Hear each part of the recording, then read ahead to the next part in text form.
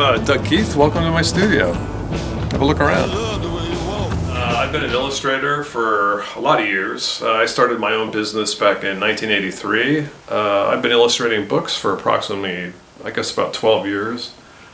This is some of the projects I've been working on. Some original arts. I've been experimenting with some oil paint and just trying to expand my horizons. This is my latest project called the Storybook Prince, my first book that I actually wrote and illustrated. These illustrations are some of the original art that I did for the book. There are approximately, 30 illustrations or so for this book. And it took me about probably 2 years from start to finish with all the roughs, the pencil sketches, the storyboards, and so forth. When I first came up with the idea for this book, I did the promotional piece, and I thought about it. I liked the image a lot, and I thought, well, I would just like to develop a story around it. So I've always liked classic fairy tales. So I thought that sort of became the seed for the idea. So I thought it would be kind of fun to have a prince read his favorite storybooks to his friends that came, and all of his friends that came to the castle had their favorite story. So that sort of became the genesis of the idea. And the more I thought about it, I said, well, okay, well, the prince will read, and various characters will come to the castle, and he'll read a story to them. And that way I can use the classic fairy tales idea to sort of, really piqued my interest in the story. And of course, at the end, they all come back and read him a fairy tale, so it all kind of wrapped itself up pretty nicely. After I've written the story, I start with a storyboard. I think a storyboard is very important because it's a chance for you to paste the story, figure out where the text is going to go. And once the storyboard is done, I can just take and print it out. So that was kind of a fun little exercise. This was my very first dummy book for the Storybook Prince. So you can kind of see how the little sketches I just photocopied, printed out on my printer. So once that's done, this was another in the process of the next evolution of a dummy book. So yeah, I can see the die cut here was kind of a fun idea. So we used it to kind of throughout the whole book, so that when the prince is reading the story, the die cut of course sort of previews what's going to be happening next. And then of course when you turn the page, you see the prince reading. So this again was just my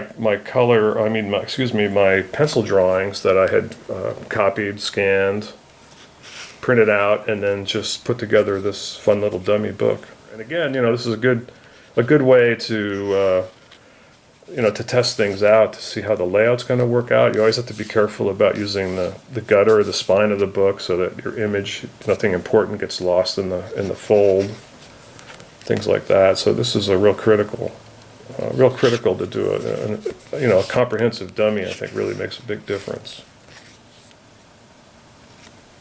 It takes a little bit of work, but it was kind of fun. I always enjoy seeing how the process evolves and to see how the book finally comes together the way that you want it. And I think once the story was done and the text was approved, and of course, you get your contract in order, get all the legal stuff done, then it was a matter of just cranking out all the artwork. So I started painting right away. I created 3 backgrounds that repeat throughout the book.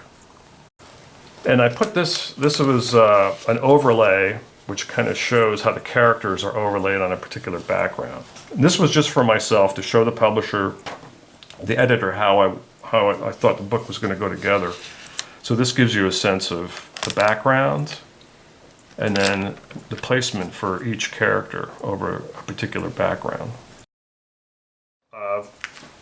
I've got my rough sketch. I know the shape I want to do. I've refined my drawing. This is the final illustration final drawing I want to use to paint.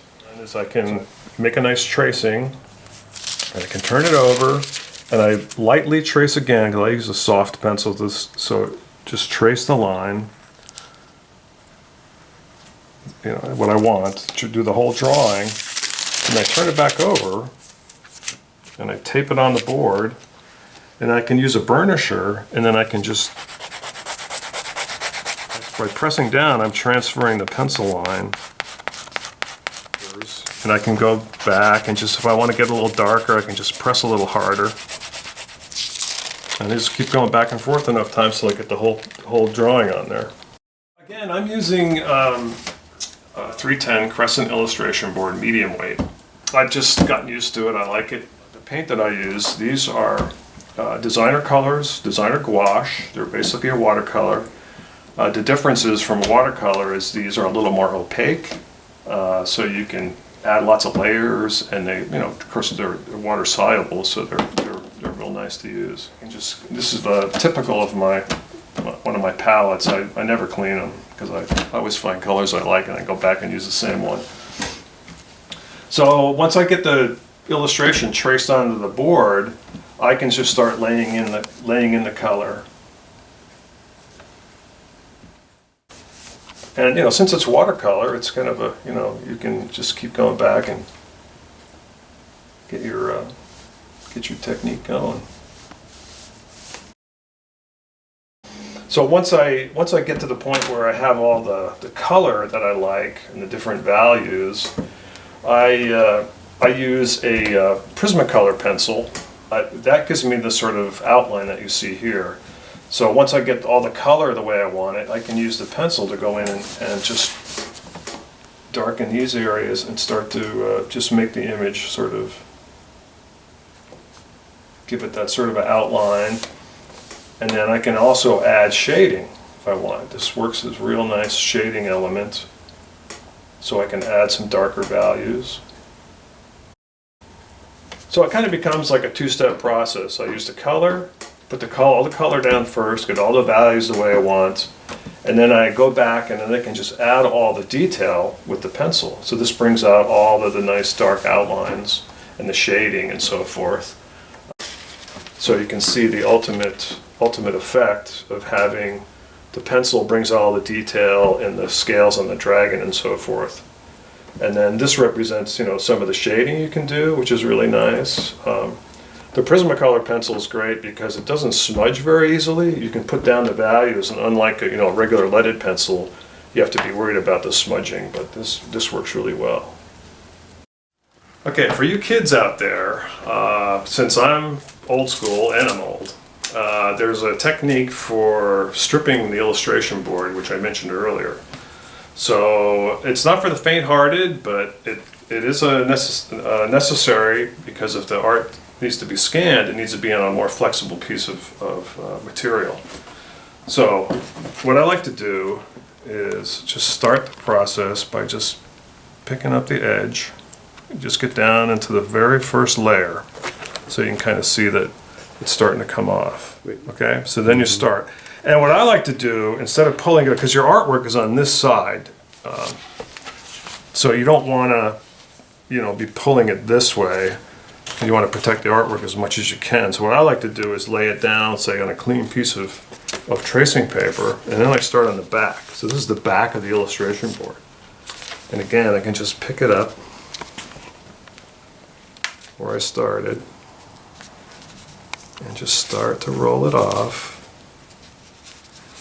And then once you get it started, you kind of gently pull. And what's helpful too is if you take a mailing tube or a tube like this and then just rest it on it, this will help you roll it off a lot easier. So by the time you get the whole back off, it's like this, and it's a lot smoother, so that then this becomes flexible so that it fits on what's called a drum scanner and this is how the color separations are made. It's like a giant tube. The artwork fits in the tube and it spins around at a high speed. And that's the story behind the Storybook Prince. Thanks.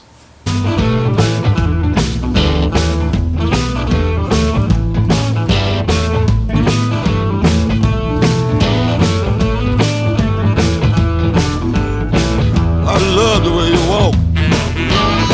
I'm crazy about your walk. I love to see you walk.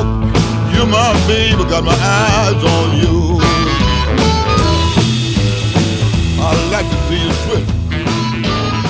I love to see you twist.